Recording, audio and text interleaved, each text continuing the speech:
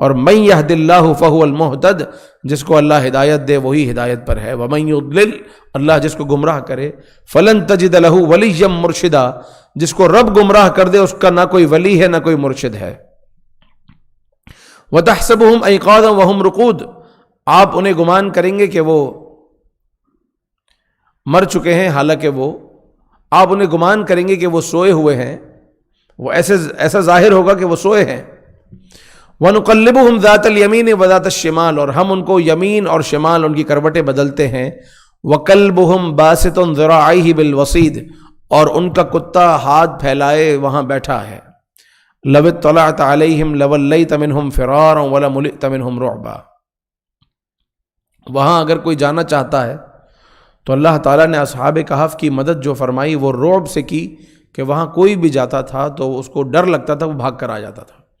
ہوا یہ کہ 309 سال کے بعد ایک چرواہا وہاں سے گزرا اپنی بکریاں لے کر، تو اس کو لگا کہ یہ غار بکریوں کو بٹھانے کے لیے اور آرام کروانے کے لیے اچھی جگہ ہے، یہ سوچ کر اس نے غار کی دیوار گرا دی۔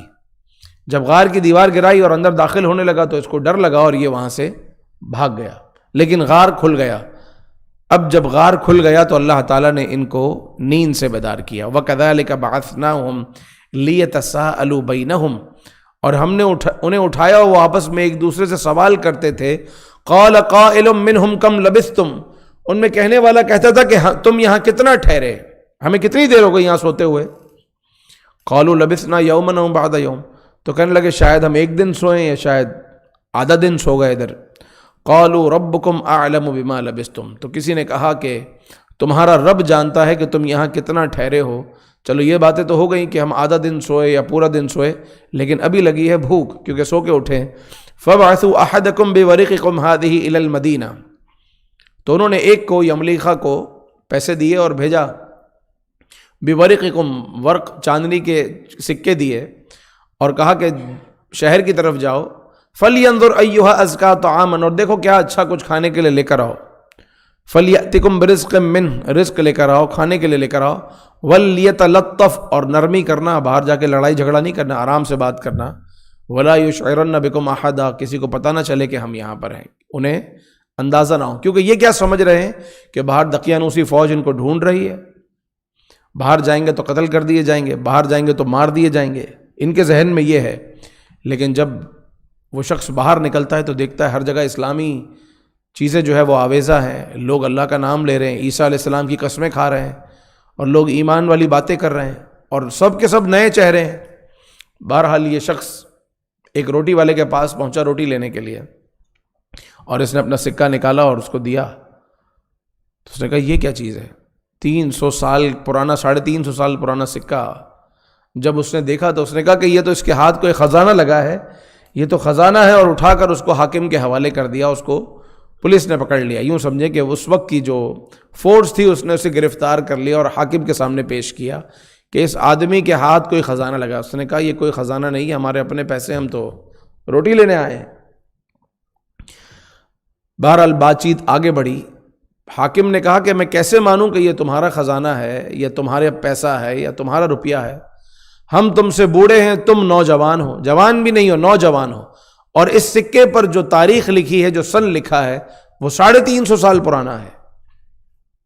تو اس نے کہا کہ دقیانوس کا کیا ہوا؟ یملیخا نے پوچھا دقیانوس اس کا کیا بنا؟ تو حاکم کہنے لگا کون دقیانوس؟ اس طرح کا بادشاہ تو کوئی سالوں صدیوں پہلے گزرا ہے۔ تو اب جب گفتگو ہوئی تو انہوں نے سمجھ لیا کہ اللہ تبارک و تعالیٰ نے ہمیں 300 برس تک سلا کر رکھا، اور اب اٹھایا یہ اپنی نشانی دکھانے کے لیے کہ مرنے کے بعد اٹھنا برحق ہے۔ اللہ اکبر۔ حاکم اپنی فوج کو لے کر پہنچتا ہے غار میں، غار والوں کو سلام کرتا ہے، غار والے گھبرا جاتے ہیں کہ لگتا ہے کہ ہم پکڑے گئے اور دقیانوس کی فوج آ گئی۔ بہرحال پھر بادشاہ کو پتہ چلتا ہے، بادشاہ رب کا شکر ادا کرتا ہے، بادشاہ اپنی فوجوں کے ساتھ، اپنی رعایا کے ساتھ آتا ہے، غار والوں سے ملتا ہے، معانقہ کرتا ہے، گلے لگاتا ہے، اور بالآخر یہ دوبارہ اپنے بستروں میں چلے جاتے ہیں اور پھر دوبارہ سو جاتے ہیں، اور اللہ تعالیٰ ان کو موت عطا فرماتا ہے۔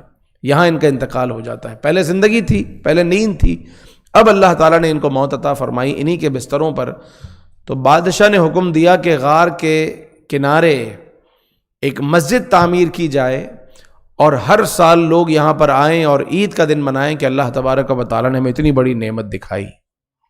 لیکن اللہ تعالیٰ نے اس غار کی حفاظت کی، اصحاب کہف کی حفاظت رعب کے ذریعے کی ہے. آج جارڈن میں بتاتے ہیں کہ یہ وہ اصحاب کہف والے یہاں آرام فرما ہیں، لیکن وہ درست نہیں ہے، اس لیے کہ اس حوالے سے جو مفسرین کی جو رائے ہے وہ یہ ہے کہ حضرت امیر معاویہ رضی اللہ تعالیٰ عنہ اور حضرت ابن عباس رضی اللہ تعالیٰ عنہ ایک بار روم کے سفر سے واپسی پر جب جنگ سے واپس آ رہے تھے تو امیر معاویہ کے ساتھ جو لوگ تھے انہوں نے چاہا کہ راستے میں کہف آ رہا ہے تو کیوں نہ ہم ان کا دیدار کریں اور ان کے مزار پر جا کر حاضری دیں.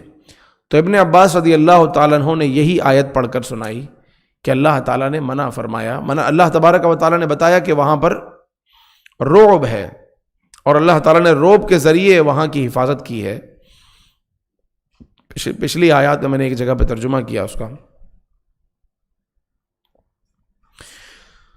تو بہرحال جو لوگ وہاں پر گئے وہ تمام کے تمام جل گئے اور وہ واپس نہ آ سکے. ابن عباس رضی اللہ تعالیٰ عنہ نے جانے کا منع کیا تھا. تو اس لیے اس کھوج میں رہنا کہ کہاں ہے ہم وہاں پہنچے یہ مناسب نہیں ہے. دین اسلام میں جب یہ ہے کہ منع ہے تو منع ہے، نہیں جانا تو نہیں جانا.